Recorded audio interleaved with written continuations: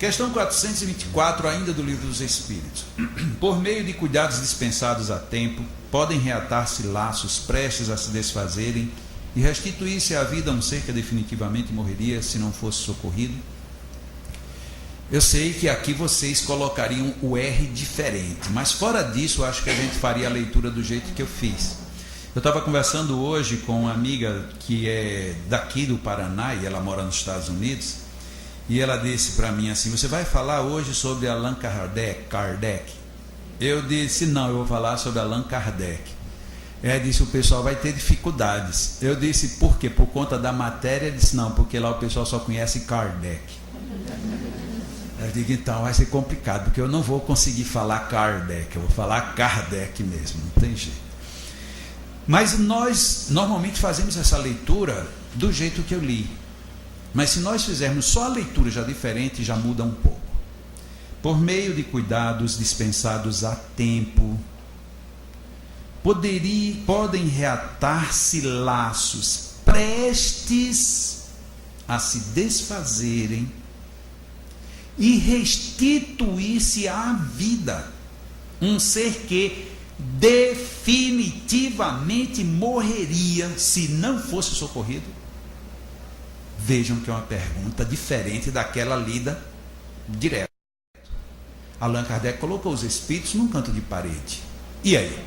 Quer dizer que a gente pode socorrer uma pessoa, os laços já estão prestes a se romper e se ninguém fizer nada, morre, não tem saída. Allan Kardec não queria aquela resposta: chegada a hora, vai embora. Era visível que ele não queria isso, ele queria entender o mecanismo. E então os espíritos responderam no tom que ele queria mesmo, sem dúvida. E todos os dias tendes à prova disso. Nesse momento aí, se nós quiséssemos que os espíritos estivessem falando da medicina, ele ia dizer isso. Basta ver que tem gente que se acidenta e é levado para o hospital e é socorrido e volta a viver. Pessoa que já estava quase sem vida, entrou numa câmera lá no hospital, numa UTI e tal, e fizeram massagem, deram choque e ele voltou a viver. Mas não foi isso que os espíritos disseram. O magnetismo em tais casos constitui muitas vezes, portanto não todas as vezes, poderoso meio de ação, porque restitui ao corpo o fluido vital que lhe falta para manter o funcionamento dos órgãos. E aqui a gente tem um leque enorme de ideias para pensar. Vamos começar lá no final. O fluido vital para o funcionamento dos órgãos. Tanto eu posso entender que o fluido vital só existe para o funcionamento dos órgãos, como eu posso também entender que o fluido vital tem um tipo dele, tem uma variação dele, que é destinada para a manutenção dos órgãos. Primeira coisa. Segunda coisa, Allan Kardec estabelece aí um princípio, ele não, os espíritos, estabelece um princípio, o que é a vida orgânica. A vida orgânica é a manutenção dos órgãos pelo circuito do fluido vital. Se você para esse circuito, a vida vai embora.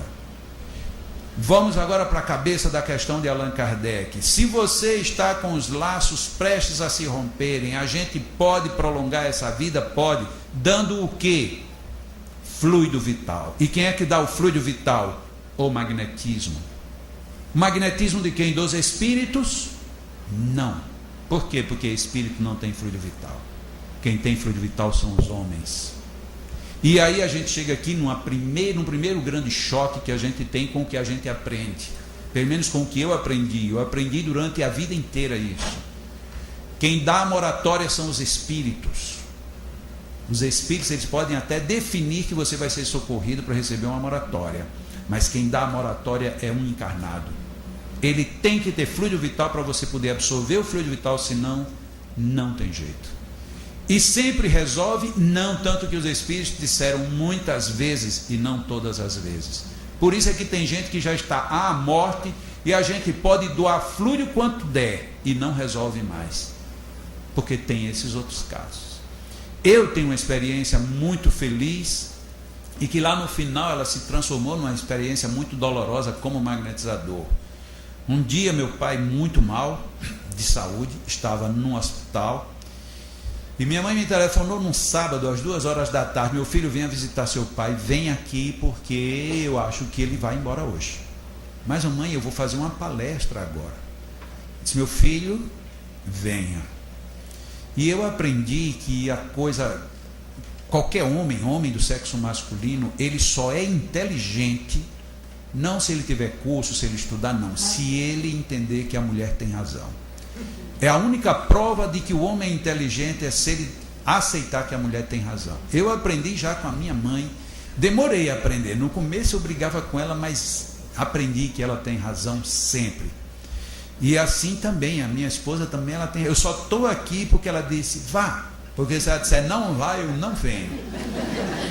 Porque eu estou ali, o que ela disser um negócio, eu digo sempre, eu vou indo aqui, e eu sei que eu tenho que dobrar à direita para ir para onde nós vamos. Se ela disser entre à esquerda, eu já entrei. Eu não questiono. Depois que eu entro, ela faz assim, ai, eu me enganei. Eu digo, não tem problema, a gente volta. E uma vez eu fiz isso, ela olhou para mim e disse, mas você sabia que era para o outro lado? Eu disse, não, eu nem me dei conta.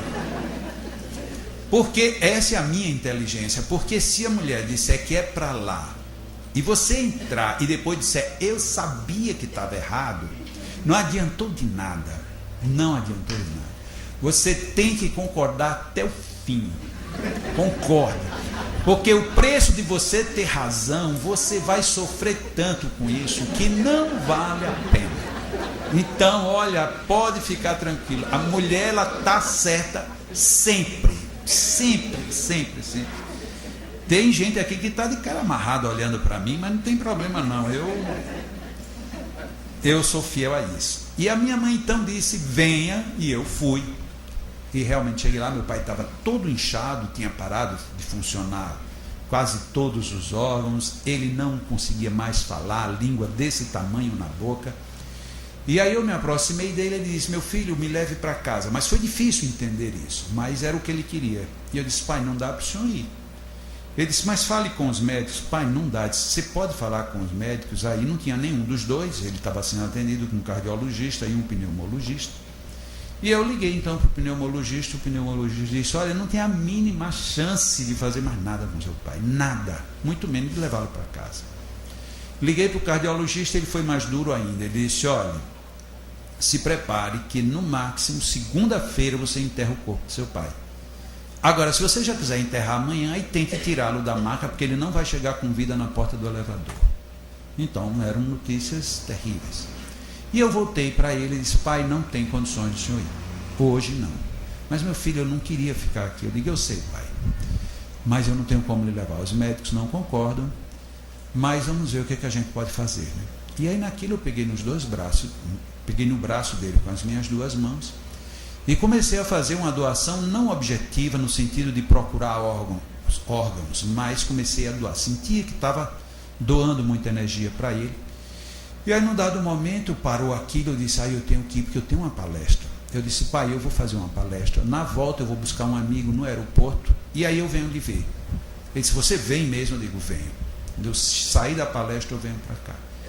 E eu fui, fiz a palestra, peguei o amigo no aeroporto, e no caminho eu disse para ele que provavelmente já fôssemos encontrar meu pai desencarnado, mas ele estava muito inchado e todo entubado, tá? Perguntei para deixá-lo no hotel e disse, não, eu quero ir com você. Então nós fomos os dois para o hospital. Quando cheguei no hospital, meu amigo olhou para mim e ficou meio indignado comigo, porque eu disse que meu pai estava à morte. E quando eu chego lá, meu pai tinha desinchado e meu pai já estava começando a falar quase que normalmente. Os rins começaram a funcionar, de repente, aí começou a limpar tudo. Aí no domingo já tiraram as sondas, na segunda-feira que ele seria enterrado, ele foi para casa. E viveu quase 3 anos. Isto é moratória. E é uma moratória magnética. A parte triste foi que quase 3 anos depois, um dia eu vou visitá-lo num outro hospital. E aí, quando eu estou para me despedir dele, uma voz me chega no ouvido e diz, vamos desligá-lo agora. Vamos começar o processo. E aí me deu um nó na espinha, um frio, e eu fiquei praticamente paralisado, e o Espírito disse assim, não discutamos, Não podemos perder tempo. Você não vai matar seu pai, você vai ajudá-lo a se libertar. E aí eu, que naquele primeiro momento ajudei para que ele ficasse, tive que agora ajudá-lo a partir. E foi a mais triste experiência que eu já tive em magnetismo como realização. Lógico que ele não morreu na hora, eu ainda fui à empresa até para poder ligar para os meus parentes. Eu tinha irmão que mora fora do Brasil e eu tinha que falar com outras pessoas. Pedi para o meu sócio visitá-lo e quando eu voltei, que aí eu tinha a audição, me dizia que ele, entre 5 e 6 horas da tarde, ele partiria. Mas às 4h45 ele partiu. E quando eu cheguei no hospital, ele já tinha ido. Então são experiências que o magnetismo nos coloca. Essa questão aí dos espíritos, ela fala exatamente disso. Existe uma lei chamada magnetismo que controla a nossa vida, que é o fluido vital, que é o magnetismo quem faz esse trânsito. Os espíritos podem sim pedir para que alguém vá ajudar, para alguém receber um fluido. Quantas vezes a gente está num lugar e de repente sem saber por que chega no outro para ajudar alguém? Essa é a influência dos espíritos. Mas por que ele influiu para você ir? Por que ele levou você para ir? Para você fazer? Porque tem a parte que eles não têm como fazer, que é a parte magnética. Isso é atributo do ser encarnado e não do ser desencarnado. Vamos lá?